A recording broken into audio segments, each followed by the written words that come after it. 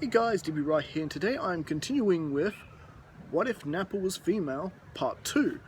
Now, as I recall when I last left off, I believe I left off after Broly and Paragus' disappearance, and now our version of Nappa has been since transferred from the Bardock unit, and now officially where she should have been all along, commander of the Saiyan military, as well as, you know, more or less the bodyguard of Prince Vegeta. And well, things for our version of Nappa have finally begun to go roughly the same way that it went for the original Nappa in this timeline. However, this Nappa is a little bit more wiser and understands the potential that even your weaker Saiyan has, and would often try to bestow what he learnt in Bardock's unit, learning how to work as a team, that sort of thing, down to her troops. And whenever she wasn't on a mission or tending to the prince's needs, helping him with his training, she would often visit Bardock and Gine and their now young child Raditz, who's more or less roughly the prince's age. And well,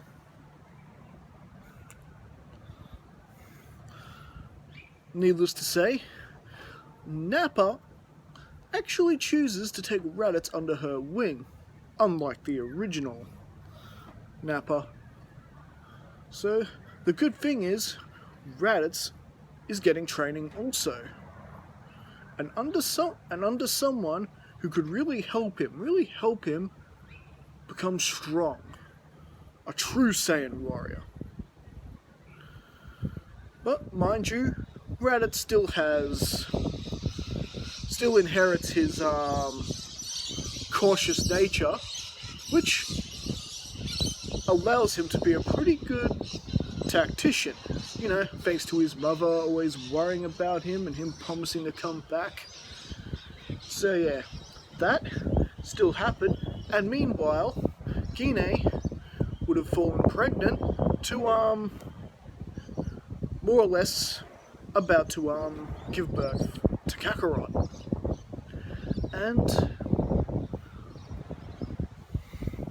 well, Nappa is pretty much guaranteeing that she will take Kakarot under her wing too when he's old enough to join the military. But as we know, none of that's going to happen because, well, Raditz, Vegeta, and our version of Nappa are being sent away to conquer planets in the name of Lord Frieza.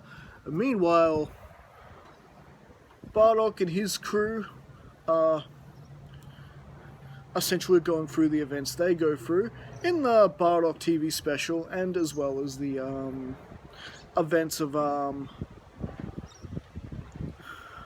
Dragon Ball Minus. That's the one. Forgot the name of the manga for a second. So, whether or not that Bardock's crew was actually wiped out, you know, separate from him in Dragon Ball Minus, I don't know, remains to be seen. I haven't actually read all of Dragon Ball Minus, so there's still a bit of a mystery there. In fact, there's actually quite a bit of Dragon Ball Super manga I've got to catch up on as well. Anyways, not the point. The bottom line is Bardock's crew is gone, and much like in the original, Bardock is suspecting that Frieza is up to no good and is going to be wiping out the Saiyan homeworld very soon, and has convinced his wife Gine that they should send Kakarot off-world as soon as possible, and that happens just like in the beginning of the Dragon Ball Super Broly movie. Poor Gine. We need more Gine content in case people in charge of writing Dragon Ball manga and creating the next material for the next section of the anime. We need more Gine content. That one little scene in Dragon Ball Super Broly wasn't enough. We Gine fans want more. Alright, so with that, Kakarot is sent off to Earth, much like he is in the original, and Frieza, of course, blows up Planet Vegeta like he was always going to. Whether Beerus authorized the destruction of Planet Vegeta or not, Frieza was always going to destroy it. And so now we head into the start heading into the events of Dragon Ball Z. But before we just jump into the Dragon Ball Z and the Saiyan saga, we need to I need to basically show you guys what Nappa's life is like from here on in. Now, being this a different version of Nappa who both actually served under Bardock, Frieza is unsure on whether or not to keep Nappa alive. If she's anything like what Bardock's crew was, it's very possible she could figure Frieza out and could become, a serious threat down the line. But for now, at least, it doesn't seem like Nappa's really suspecting anything, that she does believe the whole meteor blowing up Planet Vegeta story, like right now Raditz and Vegeta do as well, but they'll be keeping a close eye on them, nevertheless. And well,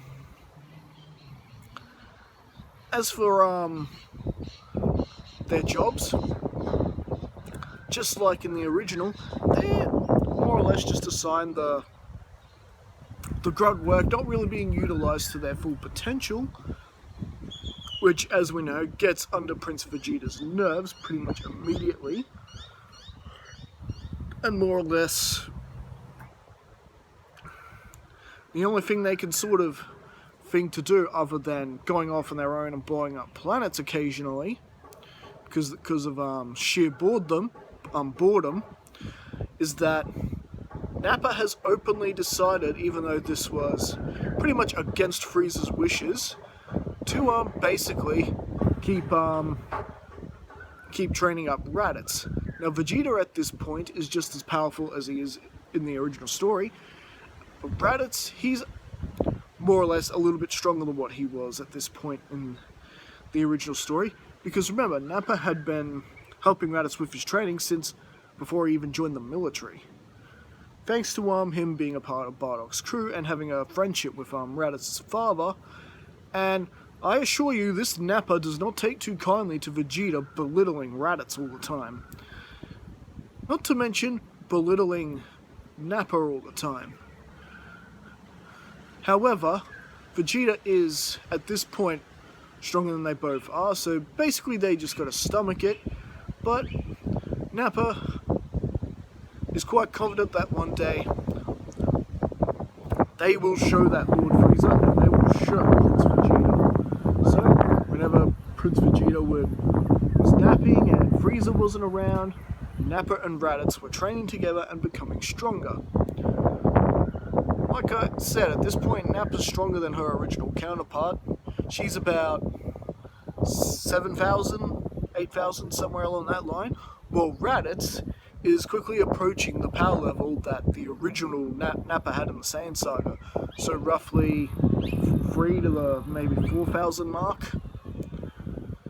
And when you combine how Raditz fights and his tactics and his cautious nature, and having the sense to plan out his battles and using his environment to his advantage, everything like that Raditz uses to get an edge in combat, Raditz is actually quite the formidable warrior.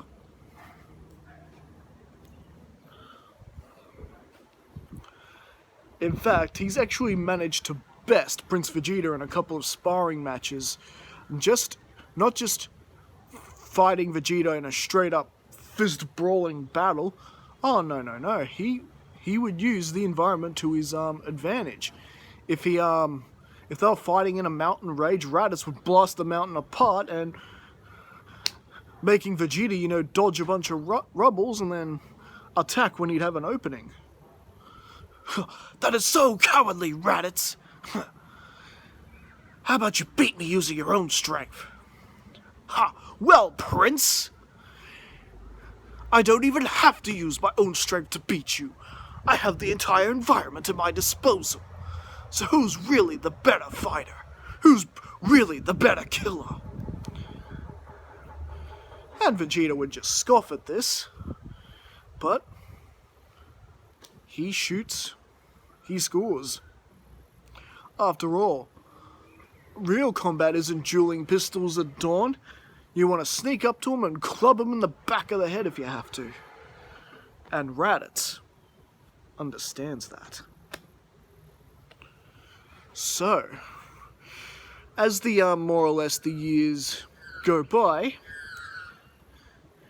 and they go to take on this next job, this is where Raditz suddenly remembers his brother, and that he remembers hearing something about his mother and father sending him off-world before the planet exploded. Something he had mentioned before when they heard the planet Vegeta exploded, but didn't think too much of it. You know, even though Raditz openly admits that his brother would be way weaker than he is, still, another Saiyan to their unit wouldn't be a bad thing, especially taking on a job like this, which could get a little messy. So, with that, Raditz is on his way to planet Earth, much like he is in the original, and I think that's where we'll leave things, at least for the time being. So what do you guys think? Did you enjoy this story? How are things gonna go this time around, where Raditz is a lot stronger than what he is in the original timeline, and with not only that, how are things gonna go with this new version of Nappa? This new version of Nappa, who has purposely disobeyed Prince Vegeta and Frieza on many occasions, especially when it came to training up Raditz. I mean, let's be honest. Do you think Frieza would allow those three to really go off and train and become stronger? Somehow, I wouldn't think so. And yeah. What's gonna happen once the Saiyans go to Earth? Are we looking at a complete Saiyan takeover of Earth this time? Or will the good guys still manage to find a way to stop the Saiyan invaders in their tracks? All this and more next time. Thank you for tuning in. I'll catch you guys later.